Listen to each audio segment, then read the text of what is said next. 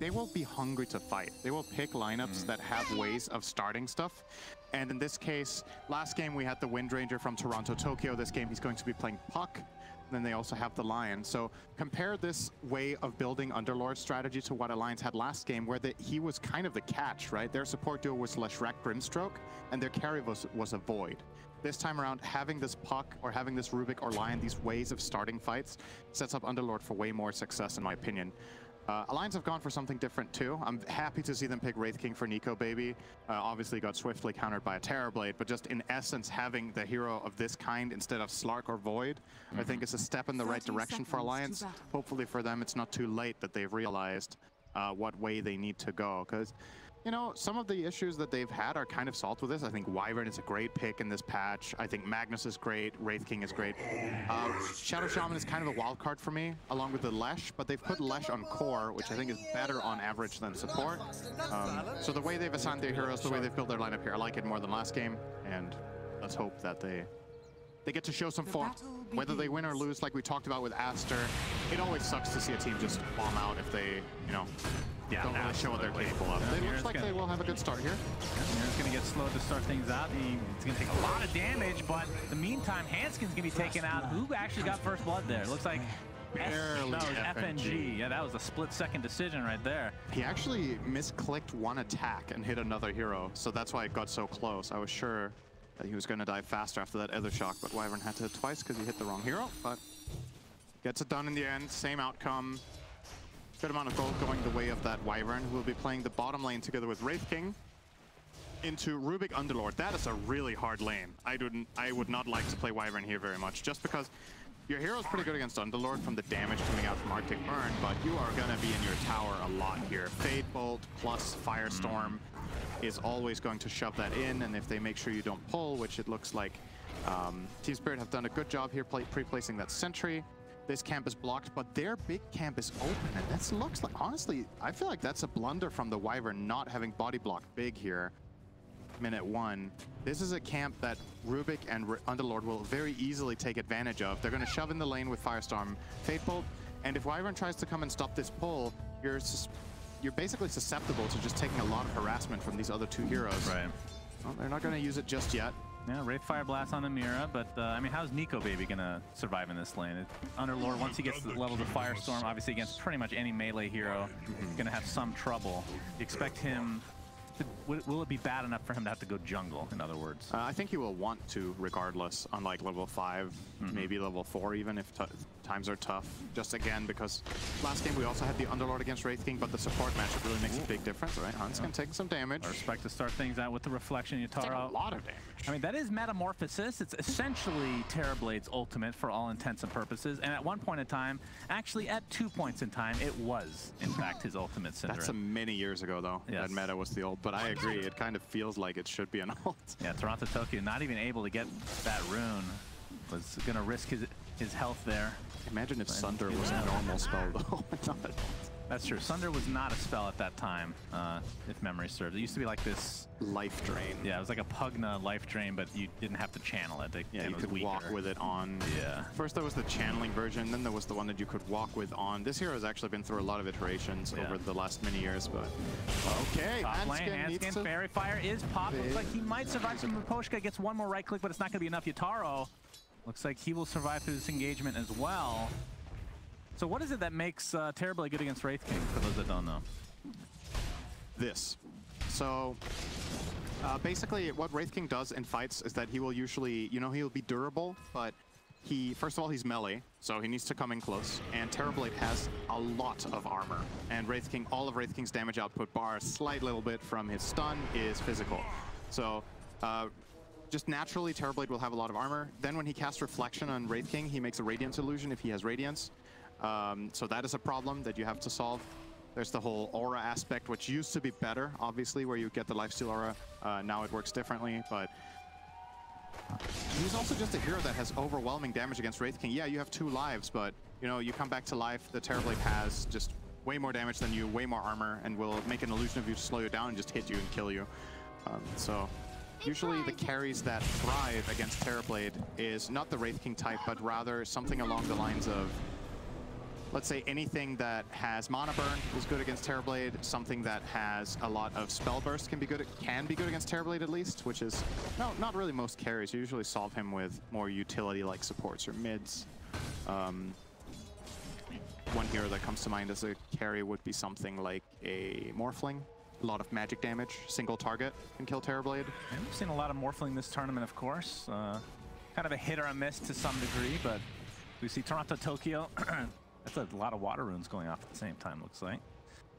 But looking at that mid lane matchup, Toronto Tokyo on that puck, 18-1 versus Limps, Leshrac 23-7. So good to see, like you talked about, Lesh being on this core role. I feel like, I mean, support isn't that, like, it's not super uncommon, but the core Lesh just feels very powerful, and it feels like it has a really good game a lot of the time.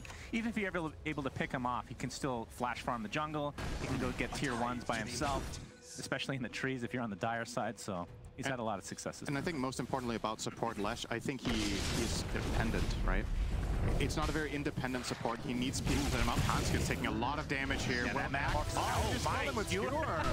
that is not what you want to see if you're on the Alliance side here. Yatoro does get relatively low, but again, the right clicks from this meta are just way too strong right now. Was he fine? I'm not sure if he was even fine. He might have died anyway, but like if you're looking to save there, you have to skewer away, right? You're not getting. That's another thing about Terrorblade. You're not really killing him in tower very easily. He has a lot of armor, so the tower doesn't hurt that bad. So that was a little bit weird. I mean, maybe my what was a little bit too much of an. Right. Maybe a little bit of an overreaction. It's not like it was absolutely terrible, but surprising that they tried for this. I feel like that was not the way to go about this. And now we're starting to see the Firestorm spam from Collapse. And this is going to be very annoying for Alliance to deal with. So see when NicoBaby wants to actually go start jungling. But, I mean, he's 26-2 CS, so not the greatest, but this is a hero that can definitely catch up. It looks like he's not going to be going for any greedy route, though. He's going straight for Armlet. Yeah. Is this exactly what you want to see? I mean, the panel is talking about how they want Alliance to play a little bit faster paced. I mean, last game Spirit, he ended up going Midas into Radiance and it worked out just fine. It's a little slower, but don't go Radiance here into Terrorblade. I would not advise that. So I think Armlet Deso might be the path. But I think what they need to realize is that Wraith King probably should not be trying to kill Terrorblade in fights. If possible, the targets that this guy wants to get on top of are the Rubik and the Lion. Alliance have a little bit of repositioning tools with the Skewer. So if you can skewer any of the squishies into Wraith King, that's an instant kill. And you can kind of go from there. Maybe with Empower, there is a chance that he can fight TB, but I just don't really see it. Right. Nope. First toil of the game. So it's going to be on the Wyvern here. So FNG does fall. And Toronto Tokyo, I mean, he's doing, actually, now that I look at the net worth, not so hot.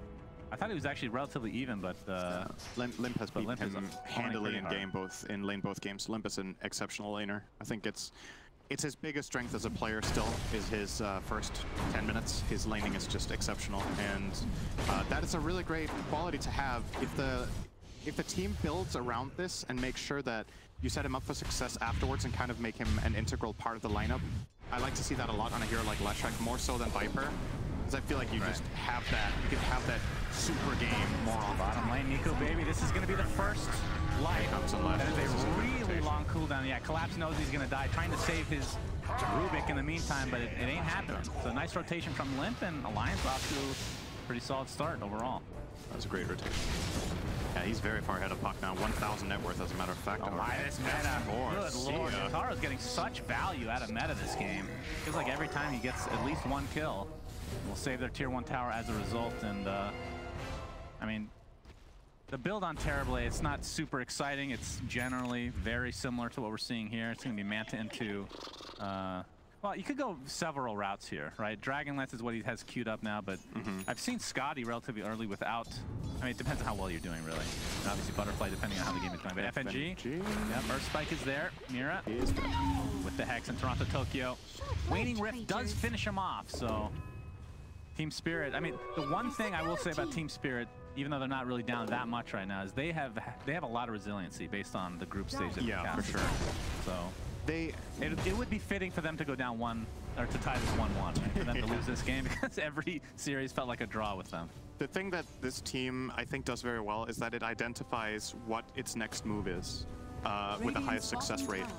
And that doesn't mean they necessarily, you know, coils up again, and this, remember, this ultimate for Wraith King is way far away, and this is going to be an easy kill. Cold Embrace will save him for the time being, but ends up going down anyway. Now Collapse doesn't have his ultimate, so this will be a trade of sorts, but you'll take this any day of the week if you're Team Spirit, as long as everybody gets out. I think you forced 2 or 3 TPs there, right? So it's a big overall macro win. You trade position 1 for 3, which is relatively even. They have about the same net worth and the same levels. But the space is worth a lot here. Miposhka getting level 6 mid while this is happening. He's looking for a setup up top. Oh, the Flips him Steward there. does go off, but the Earth Spike connected. Not gonna happen. It's funny how that interacts, but yeah, S4 able to get out that time.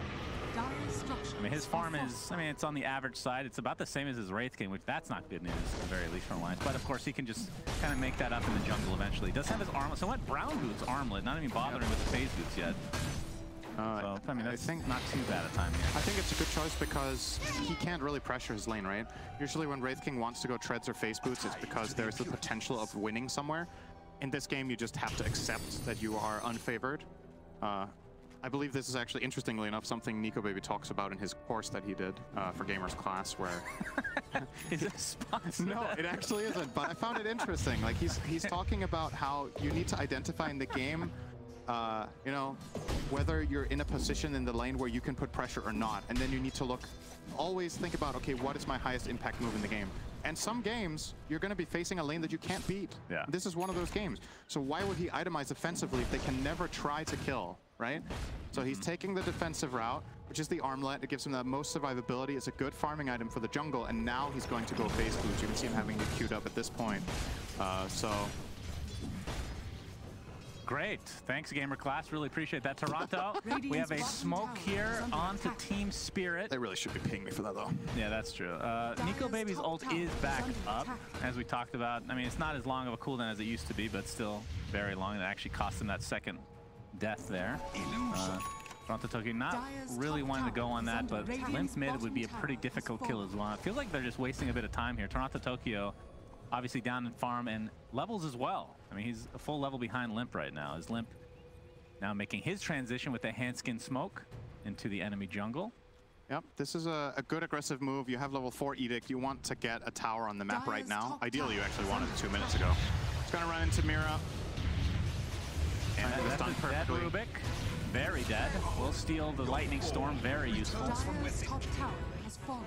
And the top tower is being injured at the same time. But, of course, Team Spirit will put their own pressure, as is the... Ooh, First curse. All right, Collapse is here to try to save his teammates, but Miposhka looks like he might be able to pick off. No, Fairy Fire was there. S4. Oh, the RP comes out. It doesn't hit anything. A nice phase shift. And Toronto Tokyo gets out with his life. So it's a 1-for-1, technically speaking, in the mid lane. Now we have the Shackle. S4 obviously wants to get off the skewer, but he's stuck inside the pit. Has to get himself out of there. In the meanwhile, Limp trying to do as much damage as he can. But it's gonna proc again. Looks like the aggression will stop there. Yeah, they're not gonna get much out of that one. S4 almost has his Blink Dagger, so that, well, no RP obviously for a bit, but yeah, can obviously set up the Blink skewers that we kind of talked about the previous series. And it feels like a necessity, right? You have this support duo on Alliance. Hanskin, again, is very poor, similar to last game where he was playing Leshrac, this time on Shadow Shaman. Being bottom net worth on this hero sucks. He really needs to find a way to get some items because the hero is largely built around channeling the Shackle. And if you don't have items, it's very hard to maintain that. Like, look what heroes he's up against. Right. He can die in the blink of an eye to a Terrorblade, a Puck, a Lion. Even the Rubik can steal his Shackles, which can also be really good. Which is just a better version of Shackles when he has the lens. Yeah, this will be a big kill. Discord is there, telekinesis. No coil. Yeah, the Yules to save him for now. Limp finally gets coiled. How much damage did they get? Miposhka here, Finger of Death. Not quite enough to take him out. Cold Embrace is going to save him for now. And there's the curse to follow. Limp looks like he might live through this. And in fact, S4 is here to save the day. They're going to be able to get the Puck and the Rubik in turn. So a nice turnaround here as the Pulse Nova was stolen by Mira. Not able to actually find a kill for himself, though. So Alliance, a big turnaround. And I mean, that would have been a huge kill for Team Spirit. That was all FNG right there. That was really, really important. Getting that curse, getting the save first with Cold Embrace, and then finds the basically max range curse on the Puck and Rubik next to each other, and then S4 for the cleanup. So nicely done by Alliance. in this instance. They're in a better position this time around than last game. Although, I mean, I feel like the gold is kind of similar, and this is where my concern that I had for them in the PSG LGD series is kind of starting to kick in, right? Alliance had one of the games there as well. They did very well in lanes in game 1. They built like a 4 or 5k lead actually against PSG LGD, but can their lineup win the game? Like, are they going to be able to build a big enough advantage that these heroes have the late game solution for a Terrorblade lineup? They do have the Leshrac who can bridge that gap for a while, but late on in the game when Terrorblade has a lot of health, I don't think Leshrac is a counter whatsoever. I think you just melt. You can't stand your ground. There's too much damage. And this Terrorblade is going to have some Underlord protection and auras. So I think it's very important for Alliance to build a lead. Dire's middle tower. I'm not call this a lead necessarily. That's the thing, right? I'm not even, like, let's say they were 2k gold behind. I don't know if that's enough for me to favor their position in the game unless they have a clear map control advantage, but they don't have that currently. Right. Towers are even. You have a Terrorblade top of the net worth chart, which is always terrifying. In any game that this hero doesn't have like clear counters to it in the enemy team, like say something like a Zeus or, you know, whatever, like Pugna, that really deals with him for a while, that just isn't there. So Alliance really need to, it feels like a game where you need to outplay already. Oh, so Tokyo gets the orb out. Look at the coil off FNG again. This looks to be, in all likelihood, a freebie for Team Spirit. Did cost coil. Fable to follow, and yeah, that is enough damage. Now, Mipochka actually finds S4. I'm not sure if they have enough lockdown, though. Collapses, yeah, he's going to fall back for now. S4 with that Blink Dagger available, and there's no surprise factor with that at this point in time. I mean, main reason for that is because RP was down when he originally got it, so it's not like he can stay out of lane for 2 minutes or whatever that cooldown is. S4 still in the jungle. Okay, gets off the blinking time. Fast fingers. Yep. I mean, this man is great at Dota and apparently FPS games as well. I've seen it firsthand. I didn't believe it, but then when I saw it, Cinder, it made me a believer. Truly. Very good CS player. Yes. I think that is why usually when we watch him in lane on Dota broadcast, people write CS LOL. It's referring to his exceptionally good Counter-Strike play. That's true. That's true. Yeah, that's a little known fact, of course. A little trivia there for those out there that have never seen that before. But yeah, what do you think of the Roche game this time around? You have, obviously, on Alliance's side, you have RP, Winter's Curse. You got some crazy counter initiation, at least, for that. And then for Team Spirit, I mean, you have Coil, you have Firestorm, obviously, and a TB. Once he gets some items, can take out Roche himself, essentially. But neither of them are really going to do it super fast yet. No. And maybe with Serpent Wards. And again, it doesn't, I think if you're Team Spirit, you're happy that Roche just exists in the game. You don't care. As long as he isn't being taken by the enemy team, you don't need it. You need time. And you are... It's not like it's the same game as the LGD game 1 from yesterday, but it's honestly pretty similar in how it's progressing. Well, Hanskin is actually getting quite aggressive, so yeah, Dark Rift out. He will be good to go. See you later. Just see if he did not cancel it. Didn't pull an X4? Is that what you're going to say? Yeah, but I'm nice. I'm not like that. Okay, I apologize. It was pretty rude of you to even think or say that. That's true. I mean, everybody saw the last game. I mean, again, I don't think that actually would have ultimately made a difference in terms of the win or the loss, but yeah, Terrorblade is starting to run away with its farm in terms of the carry versus carry, but if you compare the mids, Lesh versus Puck, that is definitely going Limp's way right now. And that's important because that is a matchup that I think for the success in this game, Leshrac needs to be rich. Yeah. Okay, Coil is available. He gets lifted back into the Pit of Malice. Pretty annoying to deal with, but not a lot of damage done to the tower. Still at half health right now. So we'll see how Alliance wants to react to this. As Nico Baby, as we can see now, has that Desolator and is actually going for Blink. So they're going to be playing quite aggressively. They're going to have a triple Blink, in fact, with the Rasta as well. So Hanskin pretty farmed. It's funny because he's not actually that farmed. No. Compared to, it's just in Dota, everyone is more farmed than I'm used to over the past 15 years in comparison. I really don't envy Hanskin playing Shadow Shaman in this game. I feel like it's just... Oh, this could be a pretty fast Roche. Yep. Yeah, Team Spirit are all bottom lane pretty much, so... All right. Go the way of Alliance. Great Aegis hero in their team in Leshrac. Yeah. So absolutely going to go to him. And this is a big thing for Alliance to open up. So like we said a moment ago, Spirit are happy if this Void doesn't get killed, but now that it's in the enemy team's hands, maybe Alliance can open up a top tier 2. Maybe they can start taking control of a little bit more of the map, and with their daggers that they've completed, they become a bit more of a threat to catch around the map. The reason I don't envy playing Shaman this game is that there are so many interrupts, right? And so many things you need to deal with. Even if you get a really good catch, you can get countered by Puck, Rubik, Lion. So you maybe need another item, like Lens, so you have more safety in the range, or a BKB, so you can stand your ground against everyone else in Terror. Why do you think they prioritize the Rasta so much this game? I don't know. Serpent Ward's obviously, used for Roche there, great for high ground, just pushing towers and whatnot. Obviously has the highest base damage of any support in the game for the laning stage, but you see the Winter's Curse. That does absolutely nothing. Yeah, that well, it stops them. They're going to create separation. Yeah, they just wanted to disengage. Fair enough. If that's what they wanted to do, that's all good. Yeah, I don't know. I feel like maybe the reason they picked Shaman is that they're trying to overcompensate for a problem they had last game where they felt like they weren't making enough plays. So we pick a hero that can pressure towers by just inherently by its spell kit. Shaman just does not feel... He has not impressed me very much in this patch. It's a very unusual pick. I think this is the first time I see it in this tournament even. Maybe second, actually. I mean, it does might have have been that, picked by IG. It does have the Blink Blood Hex type of deal with against Puck, right? That's right. Like at the last major, it was Lion basically playing that role. Yeah. He just is more useful and or more consistent at being useful. And he was picked by the enemy team, so he didn't have that luxury. Exactly. So it's a poor man's Lion. As we see the Shackle with FNG in the trees, but not even taking damage. Henskin's just gonna whip himself out of there, and Collapse is gonna Dark Rift himself out of there. So. Okay, I mean, we're seeing like not that many fights in the last few minutes. Obviously, the Roshan was pretty much a freebie for Alliance, and I mean, if you're Team Spirit, you find like, are you going to try to defend these towers once this push inevitably comes with his Aegis, or do you have to give up something? I think you can defend. Underlord Puck is a good defensive line as long as Underlord is the one standing in front. Okay, the blink on Nico. Oh my God, that's a two-shot. That is a two-shot Lion right there. Tell you what. If you're new to Dota and you're wondering how did he attack him without even swinging his sword, that is Quicksilver Amulet, a neutral item that makes your attack animation faster, so it looks really weird on almost every hero in the game. That's right. Intended though, as we have a tier 2 tower being taken out. Serpent Wards were expended.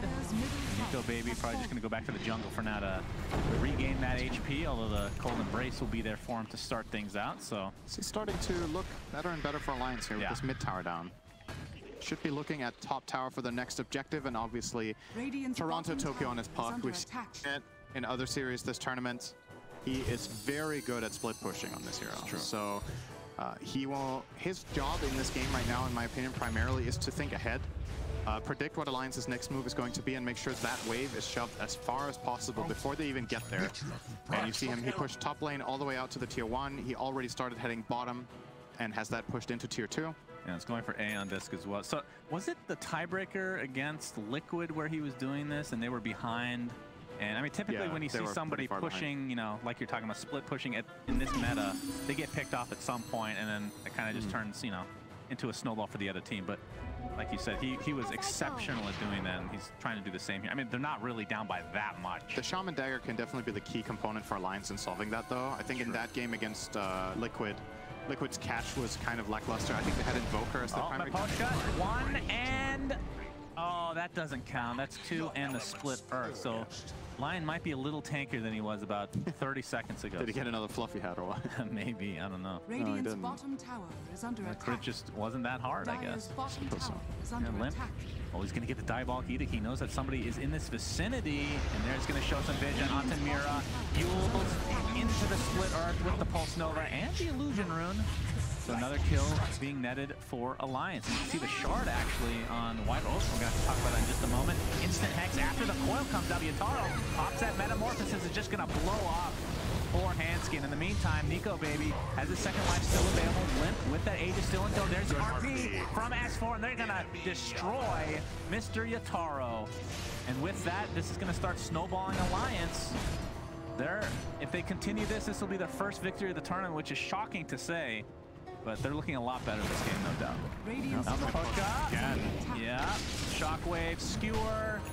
Poor Wraith King won't even get a right click off here, I don't think. Well, maybe. All right, gonna give it to him. He can. Oh, there it is. That attack animation is so bizarre. Yeah, it's nice. Killed before he even lifted the sword. It's still satisfying. When you're feels like you're breaking the game animations, it feels good. So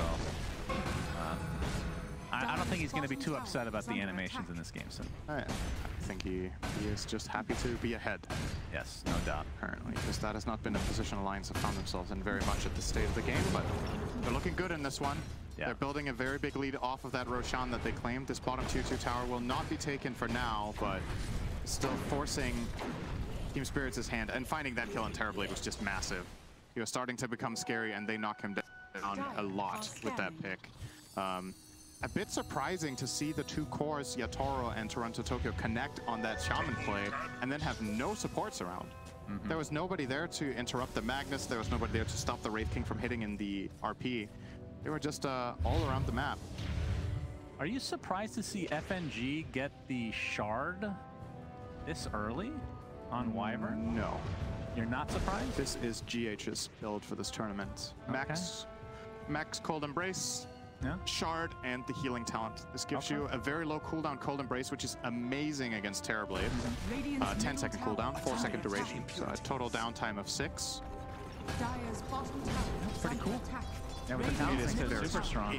I think it heals the hero about like 60% of the health or something when you have Locket. It is crazy. You'll see it in play later, and you'll be mind blown how much this heals. I promise you. I will be mind blown. Yes. I'll keep that in mind. You will see it, and you will be like, wow. That sounds like me. That sounds more like you, actually. That is me being very excited right there. Well, I think Alliance probably tries to wait for the next Roche. In the meanwhile, obviously has to defend this top tower and just... I mean, they have more map control than Team Spirit, which is the name of the game here. Is actually Toronto Tokyo going for a Dagon. Okay. This game is now approaching the state that... Oh, RP S4. Yep, that's a skewer back into the hands of Nico, baby. And Collapse is donezo with the Serpent Work place on this tier 3 as well. Oh my god, another blinking from Nico, baby. 2 shots to Lion. Gets Cold Embrace. All right, that is quite a bit of healing. I am impressed. My mind is not blown, though. As Nico, baby, his first life will remain. Oh, he was like a shark there. Yeah, all right, let's see. All right, that's quite a bit. That's pretty good. That's a 1,500 heal. Yeah, that's pretty good. Imagine if he had that neutral that, what's that one called? Paladin Sword? Yeah, Paladin Sword. Yeah. That would be crazy. All right, they get the buyback out of Lion. Okay, so Team Spirit have found themselves in this position before against Liquid in the best-of-1 deciding game that they had to get into this stage of the tournament. Yeah. And they managed to find their way out of it. But this time around, Alliance with that big hit, this is looking grimmer than it did against Liquid. Oh, the instant hack. He has the disc. Shackle to follow. Yep, disc is there, but... Before the disc, no, that's good. Yeah, that's going to be 100 seconds with no on disc now. Nope. That's all you got. I mean, that was very low commitment, too, from Alliance. Yeah, they didn't really use anything. So very good. So what are we looking at? Terrorblade has Manta Scotty. He's working on a Daedalus. Oh. As for Alliance's cores, Wraith King is hovering an overwhelming blink. Isn't Swift Blink usually better on Wraith King? I'm not. They did nerf it. I guess overwhelming blink is nice against Terrorblade in the extent that it helps kill the illusions a little bit. Lesh is approaching the Shiva's Guard. You also get the cancel for blink daggers potentially when you blink in to. That's true. Like if there's a lion blink or a puck blink. Very true. Yeah, good to see the overwhelming blink is actually being purchased because it was easily the worst of the 3. I think it still is, for the record, but it's not as bad anymore. And obviously for a hero like Wraith King, I've seen people buy it literally second item. I wouldn't condone that, but I've actually had a pro player. Was it you? That said second item, overwhelming blink on Wraith King isn't bad, or is that Jenkins? That is something I would never say. Okay, so Jenkins definitely probably did that. Jenkins. And he probably made a video that got... That was probably like a 50-50 about whether he was being honest or not. That's true. He makes up a lot of stuff. That sounds terrible. As Limp now has a full Shiva's Guard, so extremely tanky. And I mean, from Team Spirit's perspective, what is the goal here? Obviously to win the game, but how do you get to that goal? Did Nico baby just leave a Cloak of Flames behind? Yes. There you go. Enjoy, guys. All right. Have a free tier 3 item. He didn't realize that 2 items dropped in front of him. Yeah. All right, Smoke. That is spotted by Alliance by their ward there. Yeah, and He's looking to get popped. Nico Baby is perfectly fine doing this on the high ground. There's the initiation. Escort trying to get the skewer off, but he's getting silenced and stunned to start things out. There's a right click from Yatoro on the low ground with that Daedalus absolutely destroying him. Handskin gets blown up thanks to the Finger of Death. They still and with that, this is really Alliance bad. needs to get out of dodge. Need a curse here. Shield there. Yeah, and this He's dead. wow, he actually dies to his own teammate. I thought the Andis was actually going to save him, but not enough time. The curse very strong, and now Team Spirit looks like they want to continue to fight along with Alliance, though. Nico Baby, there's the heal again. How much magic damage do you have to go through that? Firestorm not quite up yet. There it goes. BKB finally caught by Nico Baby. He's going to apply all the pressure to the Underlord, but he's getting right-clicked down by Yatoro. Now the blink for the BKB is down. Lint coming in from the low ground, trying to take out Rubik. Looks like he'll be successful. The question is, will Wraith King live through this? Buyback onto the Rubik. Team Spirit absolutely has to get more out of this. Good spider legs too. It's gonna escape that. I think this is going to end the fight. That ends up being very bad for Team Spirit. Well, you get a buyback, I believe, out of Alliance, but at the same time, no meta now, and Roche is up. I don't even think you got a buyback, did you? Oh, okay. Yeah. I think they used on Rubik, and that was it. So yeah, that curse is just so important. That was a really big win for Spirit. They got 2 kills, and they were about to just run down the rest of the team. If FNG does not kill Puck with Terrorblade there, they lose at least another hero, maybe 2, maybe even all 3 to the upcoming Orb into Coiled play. So very, very heads up from him, using that Observer ward that they had there to find that angle. And I was surprised that Puck didn't see it coming, but obviously from an Observer standpoint, we'll see all that vision, right? But he has no idea that FNG is lining up for that one. That could be the play of the game. I think that would have been a full comeback without that curse. They would have killed them and got this Roche. And instead of looking at 16k, we would have looked at 3. And an Aegis cheese the other way, plus Shard. Yeah, I'm surprised they gave the Shard to Wraith King. There's no defusals or anything. I mean, is he really having trouble getting off his ult? It does spawn a couple skeletons when he comes back, but it's kind of meh. As we see, oh, this could be a huge kill for Alliance to get the Shadow into the split earth. And Yatoro is done, so 70 seconds on the deck, does have buyback. And again, this is not even that high of a commitment. I mean, you have the Serpent Wards that you place to get that kill, but you still have Diabolic Edict, which is honestly your main consistent push. Yep. Lions are going to run down mid now. This will force a buyback from the Terrorblade. You can't give them 2 lanes here. I don't think so. Yep. And they will get those. Yeah, Wraith King ends up using his overwhelming blink onto the barracks. We'll go for the range first. 40 seconds for Terrorblade. And looks like they'll concede the bottom tower at the very least. Looks like Assault Cuirass is next for Nico Baby, and I mean, his farm has been quite good this game, despite not getting off to the best start. See Toronto Tokyo already cutting mid. So maybe they only get 1 lane. They have no creeps in base anymore, I believe. Yeah, let's see how much damage they can do before that kicks in, and yeah, that's about it. Although Diabolic Edict is pretty... If this was a level 25 Diabolic Edict, they could 100%... Okay, they might get it anyway, actually. But the Desolator, no. Finally gonna get healed up a bit. Okay, that 25 talent for Lesh is pretty bonkers. I mean, not that it matters, but you know how I love talking about shards, Synderen. Why a Wraith King? I mean, Leshrac, I don't know. Scene has been quite good. Obviously, they're going high. I mean, even for high ground offense, I think it's good. I would agree that. I mean, you're playing against Lion Mana Drain. Like, is that a primary concern? Not really. I would have liked to see it go to Lesh, personally. I think. Even the Magnus, the Horn Toss is pretty nice. Shaman's Shard is also good. Yeah, what is Shaman's Shard? It spawns Serpent Words and gives it. Yeah. That one's awesome. More cast range, which is really good on that spell. Yeah. I think literally every shard is better other than Wraith King. Yeah, I'm pretty sure we agree to disagree with Alliance's choice on that. But I mean, when you're the position 1, you get to do whatever you want, I think, right? Especially if you don't have a win yet. We have a lot of people watching who play this game casually. Do not tell them that that is how it works. That is not how it works. It's definitely how it works. If you're a position 5, you get to choose whatever you want. Yeah.